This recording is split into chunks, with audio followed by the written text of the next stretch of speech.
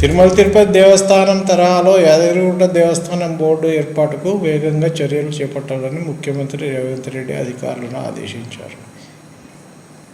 ధర్మకర్తల మండలి ఏర్పాటుకు రూపొందించిన ముసాయిదాలో పలు మార్పులను ఆయన సూచించారు. యాదగిరిగుట్ట తరహా నియామకపు నిబంధనలపై సీఎం తన నివాసంలో సమీక్ష నిర్వహించారు. తిరుమలలో మాదిరే యాదగిరిగుట్ట ఆలయం సమీపంలో రాజకీయాలకు తాను లేకుండా చూడాలని, ఆలయ పవిత్రతకు భంగం కలగకుండా జాగ్రత్తలు తీసుకోవాలని సీఎం ఆదేశించారు.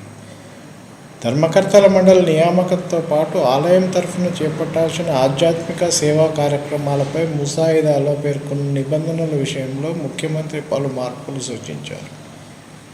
సమీక్షలో రాష్ట్ర ప్రభుత్వ ప్రధాన కార్యదర్శి శాంతకుమారి, దేవాదాయ శాఖ ముఖ్య కార్యదర్శి శైలజా రామయ్యర్, రాష్ట్ర ప్రభుత్వ సలహాదారు శ్రీనివాసరాజు, ముఖ్యమంత్రి కార్యదర్శి మాణిక్ రాజు, ముఖ్యమంత్రి ఓఎస్డీ వేముల శ్రీనివాసులు తదితరులు పాల్గొన్నారు.